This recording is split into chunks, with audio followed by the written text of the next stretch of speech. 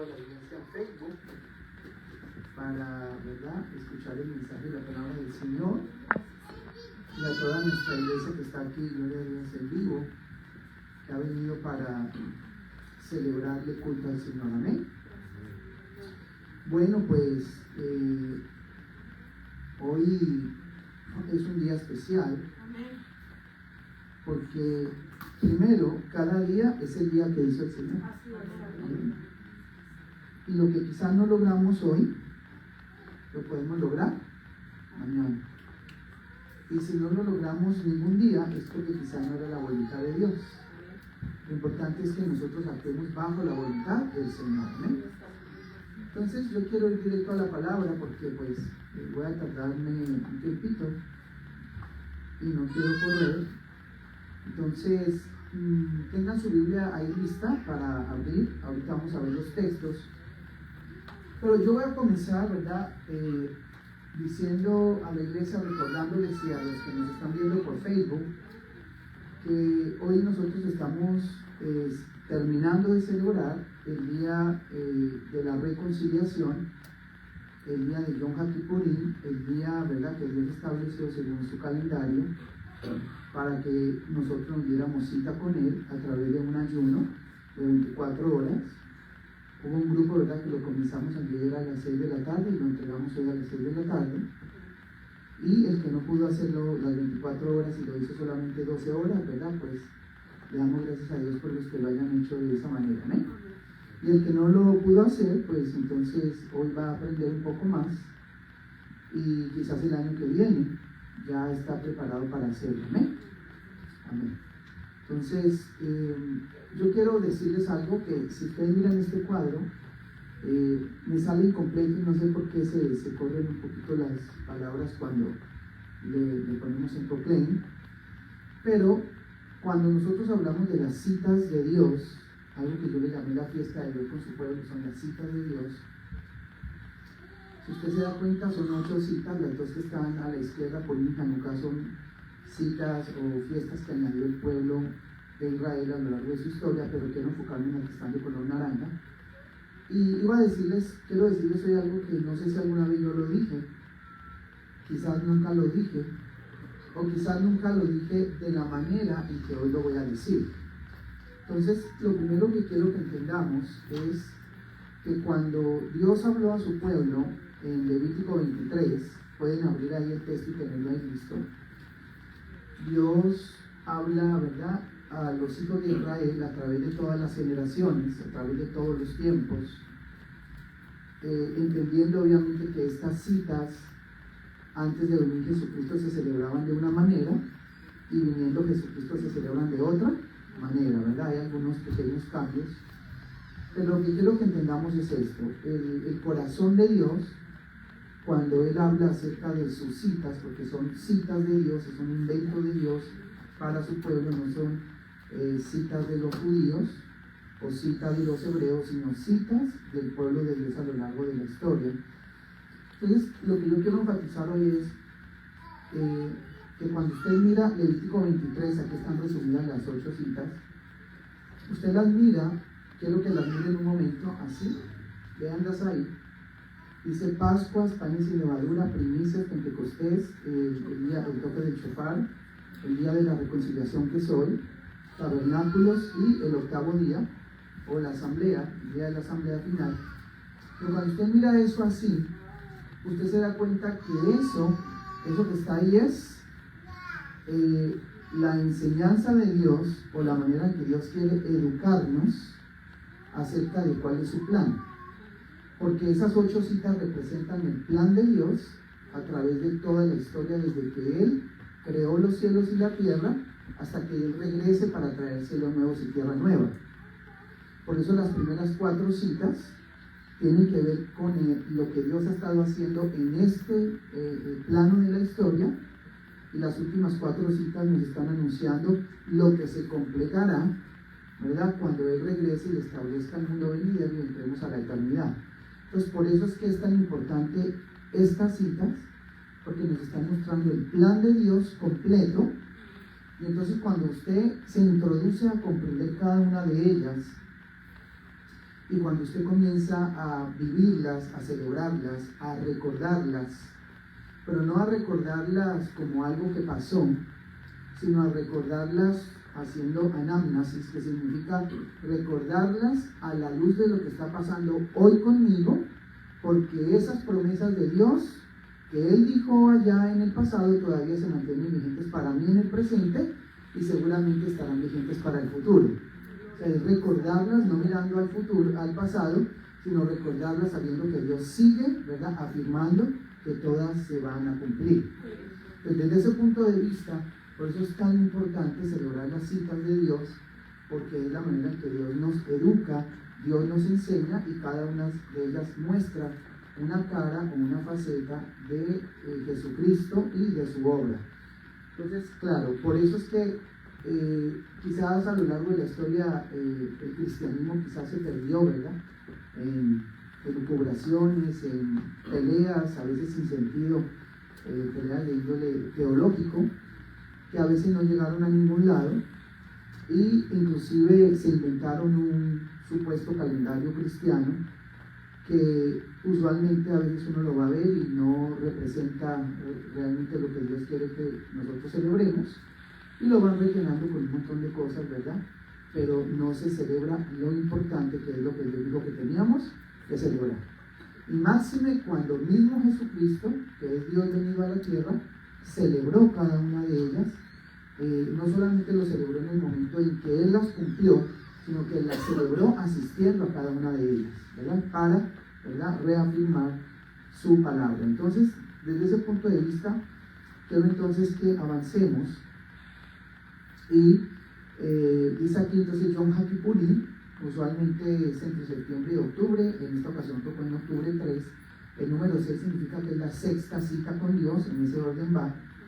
Entonces, usualmente se le ha llamado el Día del Perdón, pero sabemos que no es Yom Kippur, porque esto es más del movimiento sionista. No tiene que ver con Yom Kippur, el Día del Perdón, tiene que ver con Yom HaKippurim. Hay una pequeña diferencia, que significa el Día de las, de hecho es el Día de las reconciliaciones, pero aquí lo hemos puesto entonces en singular, el Día de la reconciliación total con Dios. Entonces aquí el sumo sacerdote entraba una vez al año al lugar santísimo, o sea, al Sanctus Sanctorum, al lugar más santo, y ofrecía un macho cabrío en sacrificio, ¿verdad? Pero había un segundo macho cabrío. Entonces se untaba la sangre del primer macho cabrío al segundo macho cabrío, que se llamaba Azazel, y ese segundo macho cabrío era llevado, no es que era soltado en el desierto para que se llevara los pecados del cuerpo, del pueblo, eso ha sido un error histórico, era llevado y era despeñado por un precipicio en una muerte violenta, porque aquí entonces estamos viendo las dos caras del sacrificio de Cristo, ¿verdad? Una, en el primer macho cabrío, Jesucristo está muriendo para la reconciliación, pero el segundo macho cabrío representa que moriría de forma violenta. ¿Y cuántos saben que Jesucristo murió de forma violenta? Ok, está representado en el segundo macho cabrío. Bien. Entonces, vamos a Levítico 23, ya les di la introducción para que vieran un poquito, ¿verdad?, en qué sentido estamos celebrando la cita con Dios. Y ahora nos vamos a Levítico 23. Entonces, Levítico 23, verso 26 al 32. Héctor, ¿lo tienes? ¿Y lo puede leer? Sí. También habló Jehová a Moisés diciendo: a los 10 días de este mes séptimo será el día de expiación. Tendréis santa convocación y afligiréis vuestras almas y ofreceréis ofrenda encendida a Jehová. Ningún trabajo haréis en este día, porque es día de expiación, para reconciliaros delante de Jehová vuestro Dios. Porque toda persona que no se afligiere en este mismo día será cortada de su pueblo. Y cualquiera persona que hiciere trabajo alguno en este día, yo destruiré a la tal persona de entre su pueblo. Ningún trabajo haréis. Estatuto perpetuo es por vuestras generaciones en donde quiera que habitéis. Día de reposo será a vosotros, y afligiréis vuestras almas. Comenzando a los 9 días del mes en la tarde, de tarde a tarde guardaréis vuestro reposo. Amén. Entonces, ¿cuántos lo leyeron ahí en la Reina Valera? Más o menos. Entonces, ahora vamos a leerlo con una traducción, ¿verdad? Directamente del hebreo bíblico para que veamos las diferencias y podamos comprender, porque ahí es que están las matices que van a ser las diferencias. Entonces dice el verso 26 en adelante, dice, y habló Hashem a Moisés. Hashem significa Yud-He-Vav-He, las 3 letras sagradas, las 4 letras sagradas del nombre de Dios. Dice, diciendo, a los 10 días del mes séptimo, o sea, le dice, aquí obviamente no cae, porque nosotros estamos dejándonos llevar por el calendario romano, ¿verdad? Secular, gregoriano, pero en el calendario bíblico, entonces estamos hablando del mes séptimo, este día, será el día de las reconciliaciones. Entonces dice llamamiento de santidad o de la santidad. Entonces ahí dicen sus Biblias santa convocación, ¿verdad? Pues ya saben que no es una santa convocación, porque lo que dice es un llamamiento de la santidad. Y sabemos que la palabra santidad es un nombre literario para Dios en la Biblia. Entonces, ¿quién nos está llamando? La santidad. ¿Y quién es la santidad? Dios, ¿verdad? ¿Vieron qué bonito, qué interesante se pone esto? Entonces dice, será a ustedes, llamamiento de la santidad será a ustedes, y humillaréis vuestras gargantas y traeréis ofrenda encendida a Hashem. Entonces ese término de humillar vuestras gargantas ahorita lo vamos a explicar bien. Luego dice, ningún trabajo haréis en este día porque es día de las reconciliaciones, para reconciliar por ustedes delante de Hashem vuestro Dios. Dice Shabbat Shabbatón, o sea, será un gran Shabbat para ustedes, y humillaréis vuestras gargantas. Otra vez aparece la expresión. En el 9º del mes, en la tarde, desde la tarde hasta la tarde cesarán en su Shabbat. Entonces era de Shabbat a Shabbat, ¿verdad? Luego dice, entonces vamos aquí entonces a sacar unas conclusiones. Entonces, primero, ya dijimos, ¿verdad?, que no es Yom Kippur, sino es Yom HaKippurim, ¿verdad?, que significa el día de las reconciliaciones. Entonces, note bien esa palabra ahí, Kippurim, reconciliar, y entonces ustedes van a ver esos pequeños matices. Si usted va a la Biblia, usted va a encontrar una palabra kafar, que significa cubrir. Por ejemplo, Noé, kafar, calafateó el arca o le puso una capa aislante, ¿verdad? Kiper es ya diferente. Son las mismas letras, pero con un puntito que tú le añades en hebreo, ya no es kafar sino kiper, y ya significa remover la capa aislante, o sea que es todo lo contrario. Miren qué interesante se pone esto. Kippur, remoción de la capa aislante, como sustantivo. Kippurim, remociones de todas las capas, ¿verdad?, que estaban haciendo separación. Entonces, si por un lado kafar era, ¿verdad?, poner una capa aislante para que el arca no se hundiera, o no se le metiera agua.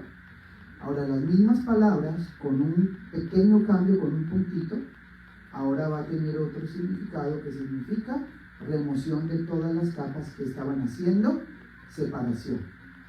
¿Cuántos sabían que a causa del pecado, ¿verdad?, nosotros estábamos completamente alejados de Dios y que había una gran capa, había un gran muro, ¿verdad?, de separación entre Dios y nosotros? Entonces, ¿qué es lo que está haciendo Kippurim? Está tumbando cada una de las capas, derribando cada uno de los muros o de las paredes para que nosotros pudiéramos estar cerca de Dios. Pero él no podía hacer eso así como así, sino que él tuvo que idearse la manera, que fue entregando su propio cuerpo, para que a la entrega de su cuerpo, todas esas capas, ¿verdad?, o todos esos muros o paredes se fueran cayendo, de tal manera que pudiera él acercarnos a él nuevamente, ¿verdad? Esta es más o menos la idea que tiene. Entonces mire cómo lo dice Pablito en Efesios. Entonces dice, en aquel tiempo estabais sin Cristo. ¿Cuántos estábamos sin Cristo? Levante la mano el que una vez estaba sin Cristo. Bueno, prácticamente todos, ¿no? El que no levantó la mano es que le dio pereza. Dice, alejados de la ciudadanía de Israel. Espere. ¿Está hablando de la ciudadanía de los judíos? No. Ah, no, de la ciudadanía de Israel. O sea que la ciudadanía de Israel es del verdadero pueblo de Dios que se llama desde el principio Israel. Como Pablo luego va a decir, el Israel celestial compuesto, ¿verdad?, de los dos grupos de remanentes, hebreos, judíos y gentiles. Dice, estábamos ajenos a los pactos de la promesa. A los pactos, que eran dos. El pacto entregado a los primeros, que fue Abraham, Isaac y Jacob, dice la Biblia, así le llama el pacto de los primeros. Y el pacto innovado, porque vino con mejores garantías en Cristo, de tal manera que una vez Cristo muriera y resucitara, ya no hubo que matar más animalitos. Luego dice, estábamos sin esperanza y sin Dios en el mundo. Y así todavía hay mucha gente hoy en día, porque está describiendo al ser humano sin Dios. Pero ahora en Cristo Jesús, vosotros que en otro tiempo estabais lejos, habéis sido hechos cercanos. Ahí comienza, ¿verdad?, Hakipurim, ¿verdad? Por la sangre de Cristo, es decir, por el sacrificio de Cristo, porque Él es nuestra paz, o sea, nuestro chalón, ¿verdad? Que de ambos pueblos hizo uno, haciendo ¿qué? Para judíos y gentiles, derribando la pared intermedia de separación. Hakipurim, derribó, quitó la capa aislante, quitó el muro, quitó la pared, ¿verdad? Aboliendo en su carne, o sea, en su cuerpo, las enemistades.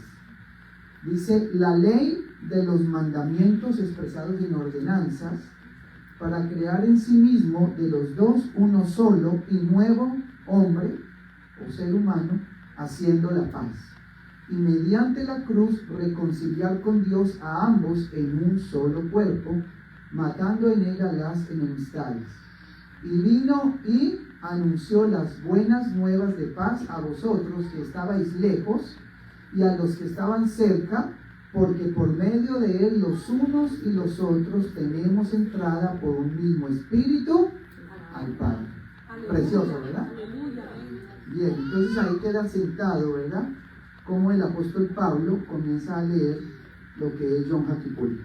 Entonces, este Yom HaKippurim, que iniciamos ayer a las 6 de la tarde y hoy lo entregamos a las 6, es un día de ayuno, pero lo interesante es que en ninguna parte aparece literalmente la palabra ayuno. Pero aparece la expresión, humillarán sus gargantas. Entonces, la expresión humillar la garganta significa en hebreo bíblico, como un metalenguaje, un modismo hebreo, que por aquí no iba a pasar ni agua ni comida. Bueno, hubo gente que tomó agua. La idea es que no pasara nada, pero estamos en un proceso de aprendizaje. Y los ortodoxos, por ejemplo, mucha gente lo hace así. Algunos tomamos agua. Yo personalmente tenía que tomar agua para mis pastillas, ¿verdad?, que tengo que tomar. Pero Dios conoce las intenciones del corazón. O sea, no es que me puse a tomar Coca-Cola y a tomarme un jugo de frutas, ¿no? Tome agua. Entonces, humillarán sus gargantas significa que por aquí, ¿verdad? Pero dice, en su Biblia dice almas, humillarán sus almas, ¿verdad? Queda como, no dice, humillarán su nefesh, es decir, su pescuezo, su garganta, y por ahí no pasará agua ni comida en 24 horas. Entonces dice, traeréis ofrenda encendida, que era como un sacrificio en holocausto. Claro, nosotros ya no tenemos que traer un sacrificio en holocausto porque ya Jesucristo murió y resucitó. Cualquier persona que hoy pretenda sacrificar un animal para Dios en reemplazo de Cristo, pues ya sabemos que sería una abominación, porque ya eso no es necesario. Estaríamos anulando la muerte y la resurrección de Cristo. Dice, ninguna obra harán este día, pero ahora hay que entenderlo. En aquel contexto, como era un pueblo, ¿verdad?, homogéneo, que estaba siendo formado por Dios y llevado por el desierto para ser establecido en la tierra prometida, pues ellos podían cumplir ese día como un Shabbat, ¿verdad?, así como debe ser, de tal manera que no iban a hacer trabajos o negocios que produjeran ganancias, lucro, porque, o hacer entretenimiento, apegos, nada de eso, porque su enfoque era pasar tiempo con Dios y estar conectado con Dios.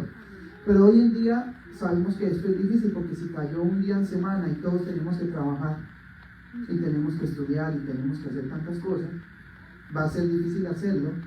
Pero vuelvo y digo, Dios está conociendo las intenciones del corazón de cada uno, y entre más usted logre sacar un tiempo con Dios, Dios va valorando ese esfuerzo. Amén.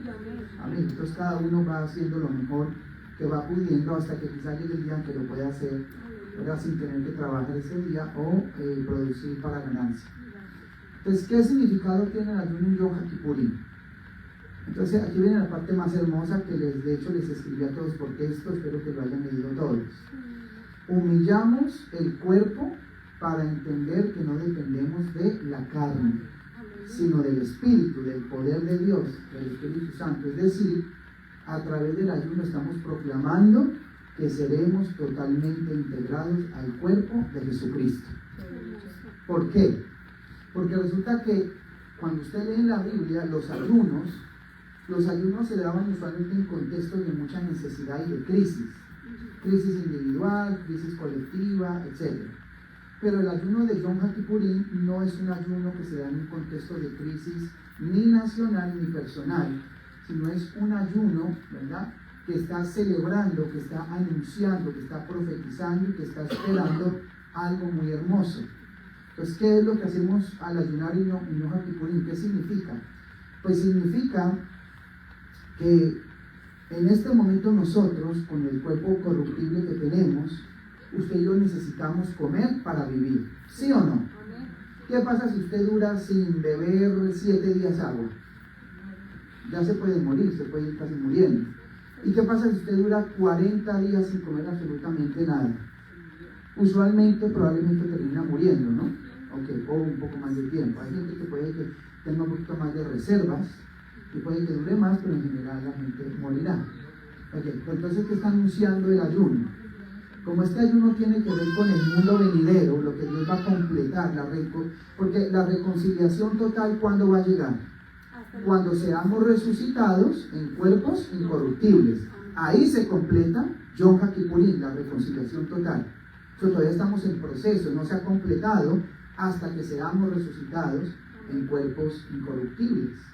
Entonces, ¿qué estamos anunciando con el ayuno?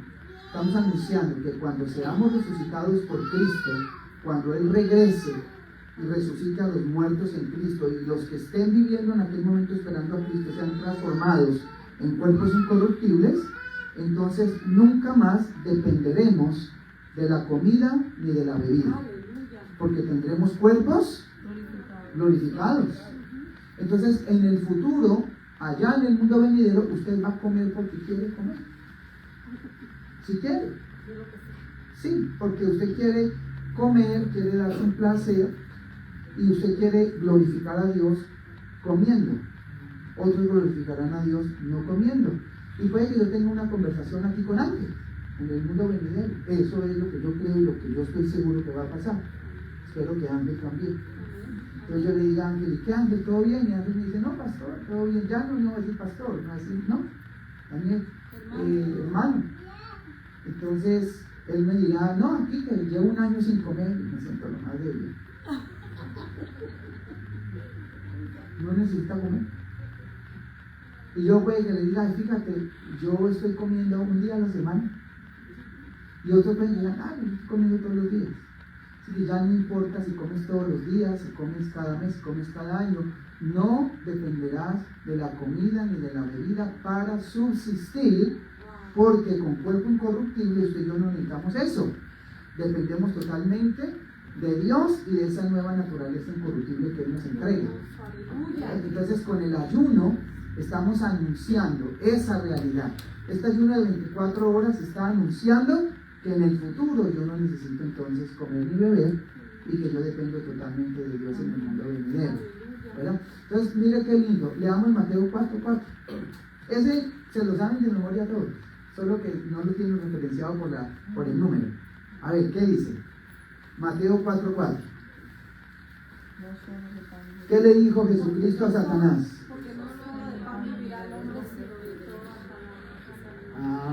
No solo de pan vivirá el hombre. En el futuro.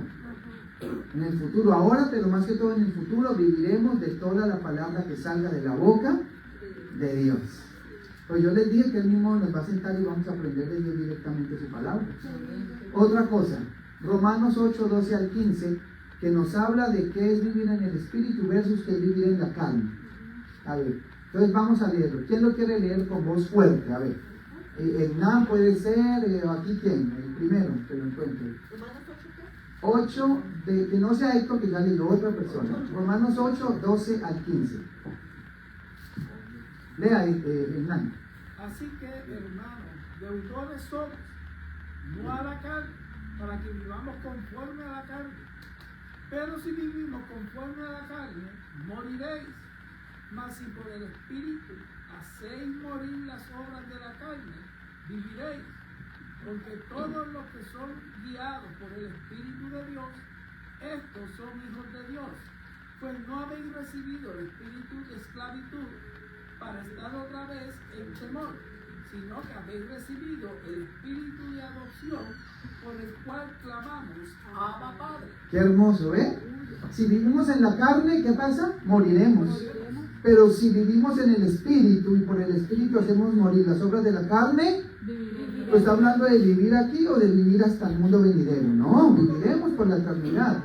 Y ahí entra entonces el concepto de la adopción. Porque es que Dios no vino a adoptarlo a usted en los 80 años que usted va a vivir aquí en la tierra. Ay, qué gracia. No, es que Dios me adoptó y hasta cuando me muera se acabó la adopción. No, Dios vino a adoptarlo porque usted va a ser hijo de Él por la eternidad. Y Yom Kippur anuncia la adopción de facto. Vamos a ser hijos de Dios por la eternidad. Recuerden que adopción es la palabra que usó Pablo para hablar de la inversión. Nos injertó en el amado, nos injertó en su cuerpo, nos injertó en su plan, en nacimiento, en su propósito, y por lo tanto seremos hijos de Él para siempre. Ahora, fíjense que en esa enseñanza que Dios nos da de su educación, encontramos algo interesante, que si usted mira las 8 citas, van teniendo una secuencia, y una va conectando a la otra, una va anunciando la otra, y la otra va recordando la una. Y así se van viendo, se van tejiendo. Entonces, cuando estamos celebrando hoy, Yom Kippur, el día de la reconciliación, ya esta cita nos está anunciando la siguiente cita, que es la cita de Sukkot, que viene ¿cuándo? La próxima semana, que vamos a tener un culto especial generacional.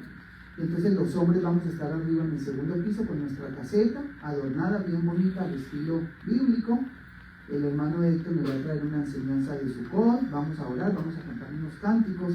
Las damas van a hacer aquí lo mismo, entre la hermana Reina y la pastora, van a trabajar aquí, van a enseñar, van a cantar un par de coros, cada caseta va a hacer lo suyo.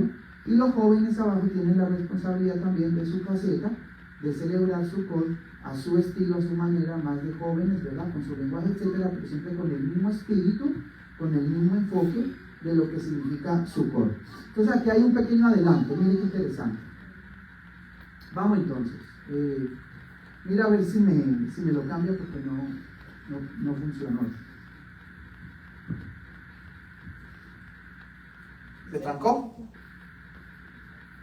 No, el que sí. Dale con la flechita. Hay varias maneras de hacerlo.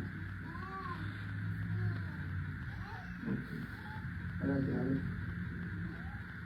Es como que se trancó, ¿verdad? Dale para atrás, dale para frente.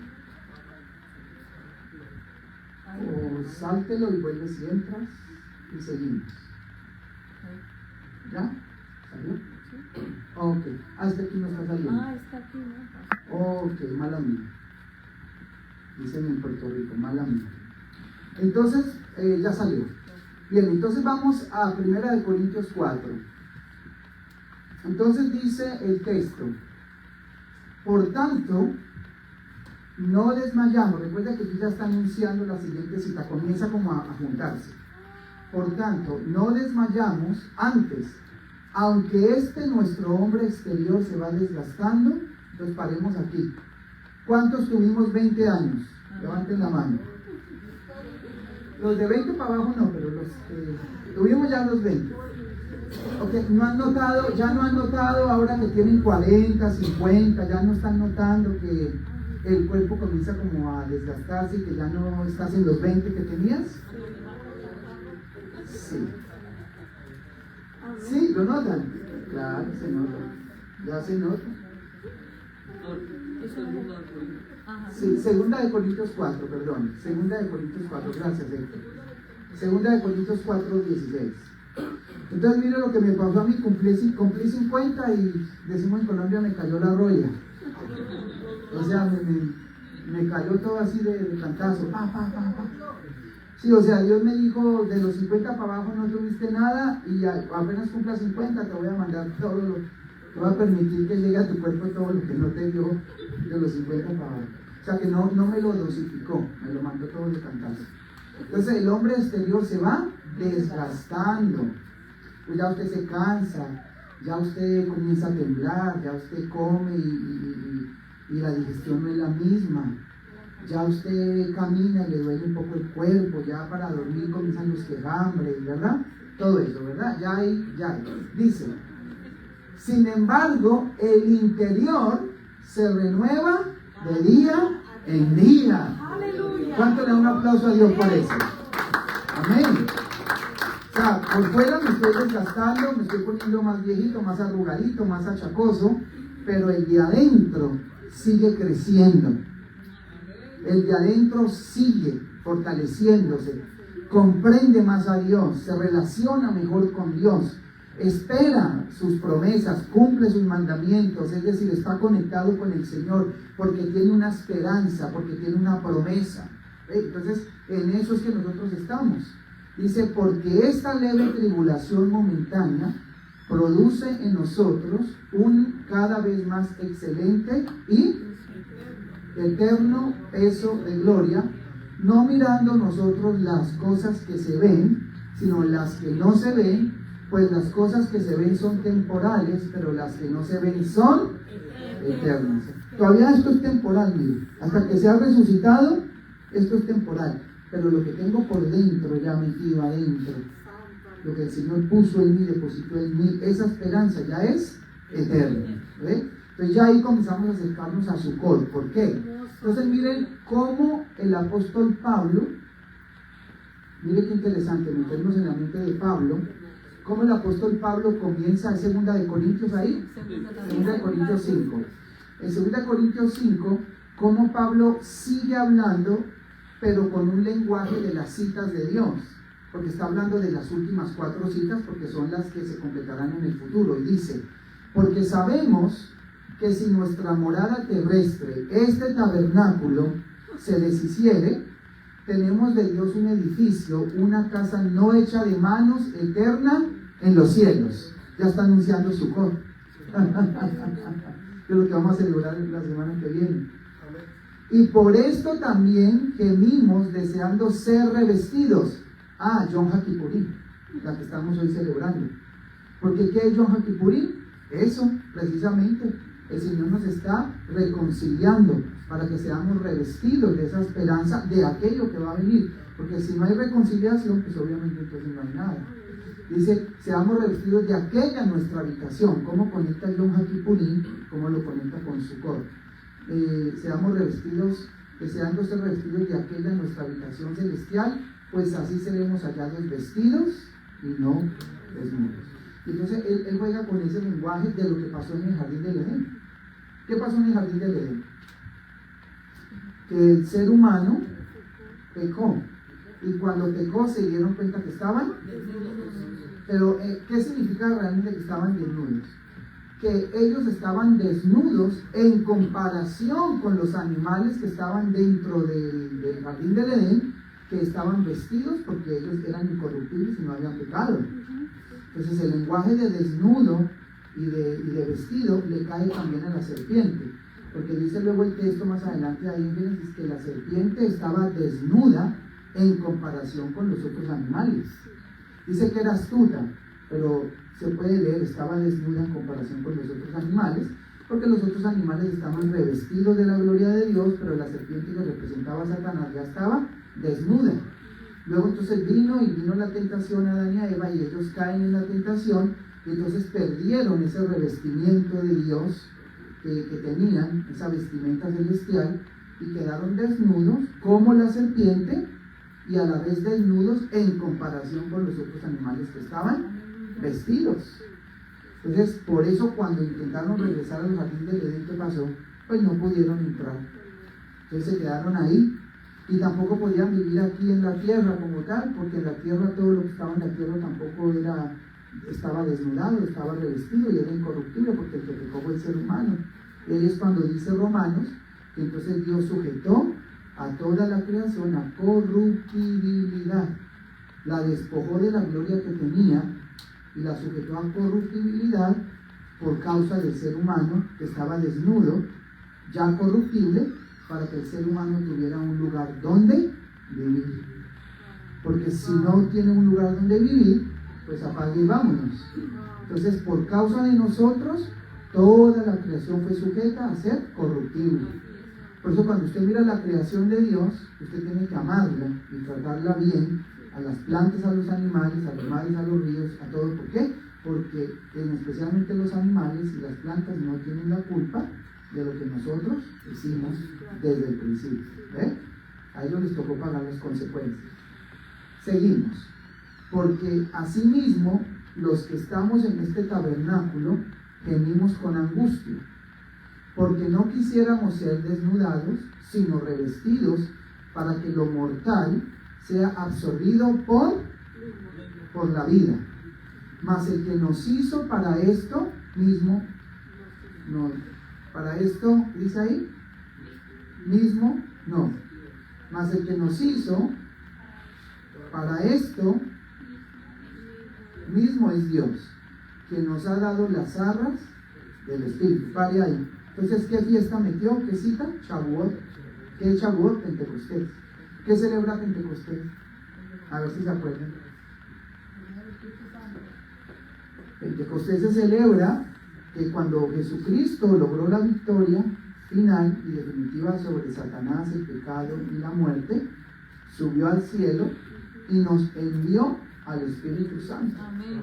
Entonces por eso está hablando ahí, más el que nos hizo para esto mismo es Dios, que nos ha dado las arras del Espíritu, porque las arras significa que nos dio una medida del Espíritu, que cayó el día de Pentecostés para los judíos, y en la casa de Cornelio hubo otro Pentecostés para los gentiles, porque hubo dos Pentecostés, porque en el primero eran solo judíos, y los gentiles, pues los gentiles tuvieron su primer Pentecostés en casa de Cornelio. Por eso es que Pedro dijo, y el Espíritu Santo también le cae a estos. Así dijo él, también le viene para estos, a los que yo llamaba inmundos, reptiles. Mira, sí. Entonces tuvo que ir allá y hablar con todos los discípulos y decirles, Dios tiene un plan que incluye un gran número de gentiles para que sean pueblo de Israel. Entonces de eso es que está tratando. Bien, entonces ya estamos finalizando. Segunda de Corintios 15, busquen el texto por si lo quieren marcar.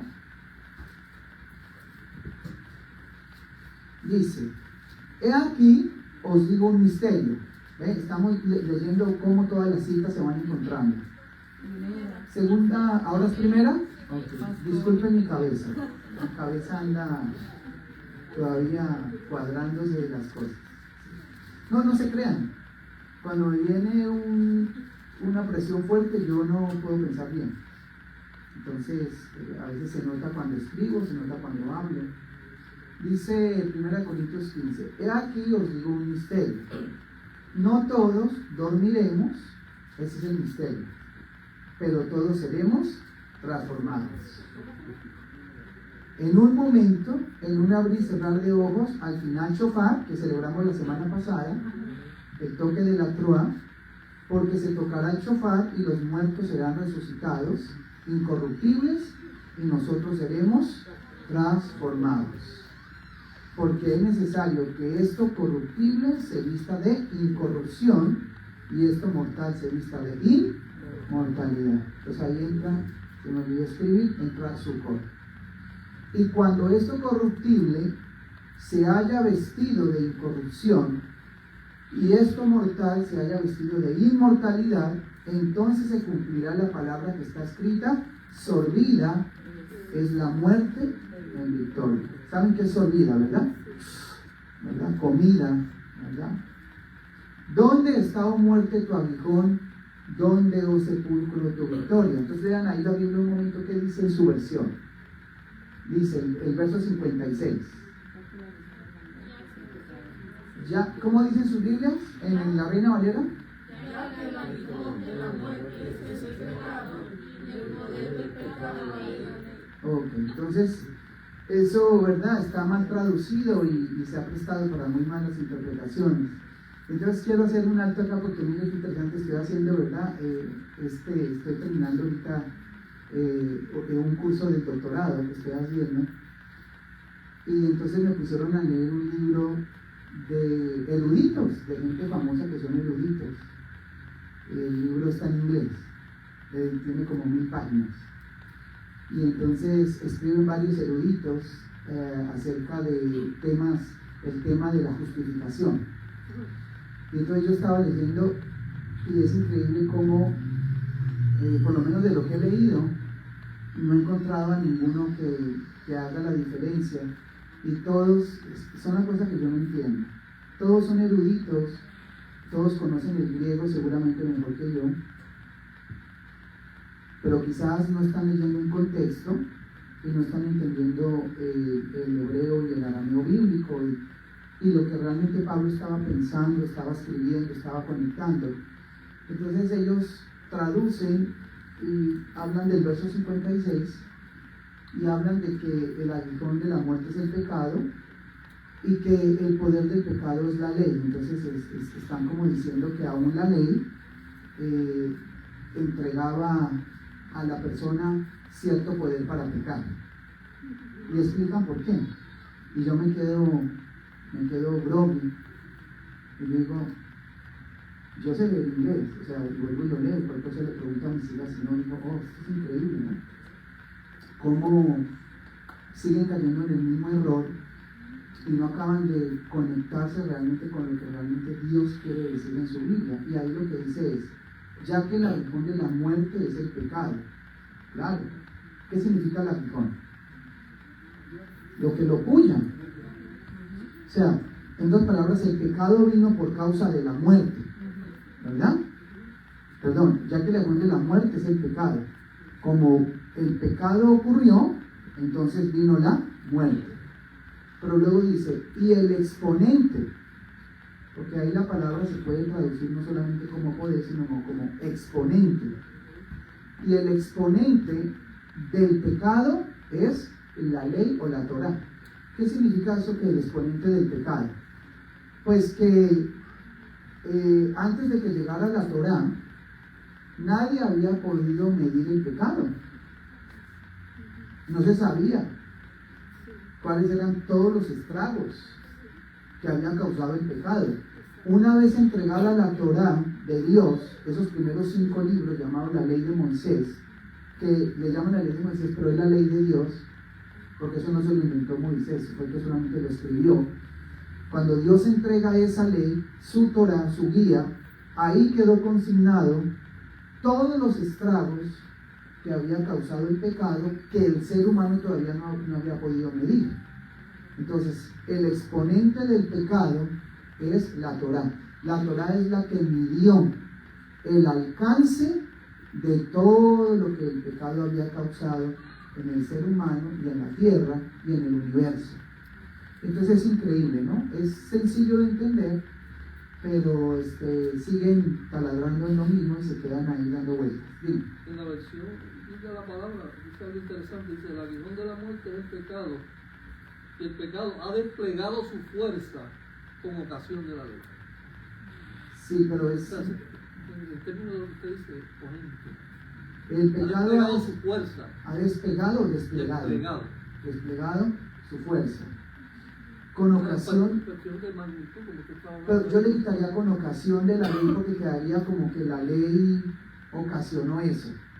Entonces sería más bien que el pecado ha desplegado su fuerza, algo denunciado por la ley. pero no con ocasión de la ley, porque quedaría como que la ley es causante hasta cierto sentido del pecado del ser humano.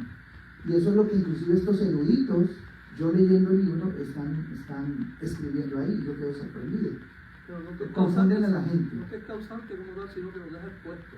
No se expone. Lo deja expuesto. Ah, bueno, así sí. Ahí sí me gusta.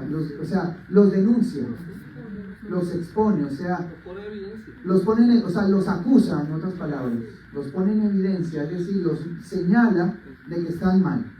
Así sí vale la pena, esa traducción está mejor. Pero no que la Torá causa que usted peque. No, es lo contrario. La Torá, la palabra de Dios, lo que quiere es que usted no peque. Y nos pone en evidencia como pecadores. Exacto. Pero ellos lo que dicen es que causa que usted peque porque la Torá al final es esclavitud y solamente libertad en Cristo. Y ahí se ponen con un montón de cosas ilógicas. Pero yo quiero, ¿verdad?, enseñarles cuán importante es ser bíblico y cuán importante es conectarnos con el Antiguo Testamento y no perder todas las raíces y todo, ¿verdad? Esas conexiones que a veces se pueden perder. Bien, entonces finalizamos, creo que ya finalizamos. Entonces, como conclusión, entonces celebramos entonces este día, y los que hoy, ¿verdad?, lo ayunamos y entregamos el ayuno con alegría. No es un ayuno para sufrir, es un ayuno para celebrar que tenemos esperanza para el mundo venidero y que dependeremos totalmente de Dios, y que con solamente escuchar la palabra de Dios que salga de su boca será suficiente para vivir. Amén. Suficiente. Lo demás, si queremos comer y beber bien, si no, no habrá ningún problema. Lo importante es que estaremos siempre con nuestro Señor. Vamos a orar y le damos gracias al Señor. Padre, te damos gracias porque tú has sido un Dios bueno, misericordioso, precioso, como dice la palabra, lento para el repudio y grande en misericordia, en gracia. Te pedimos, Señor, que este pequeño estudio del Día de la Reconciliación, Señor, halle cabida en nuestras mentes, en lo profundo de la mente, que es el corazón, que tu Espíritu Santo pueda aplicarlo, pueda, Señor, colocarlo, aplicarlo, sellarlo, esculpirlo con letras en nuestro corazón, en un corazón circuncidado que ha entendido, Señor, tu mensaje, tu palabra, y que quiere vivir para agradarte siempre. Te pedimos, Señor, que ahora que salimos de este lugar, tú nos acompañes, tú nos bendigas, tú nos ayudes, y que podamos, Señor, seguir hacia adelante, y que el día de mañana, Señor, nos visites en la actividad que tenemos de siervos, de servidores y de líderes, y el domingo también, Señor, en nuestro servicio dominical. En el nombre de Jesús, amén. Entonces voy a desconectarme de los internautas. Dios les bendiga a todos los que me ven por Facebook, y me quedo con ustedes.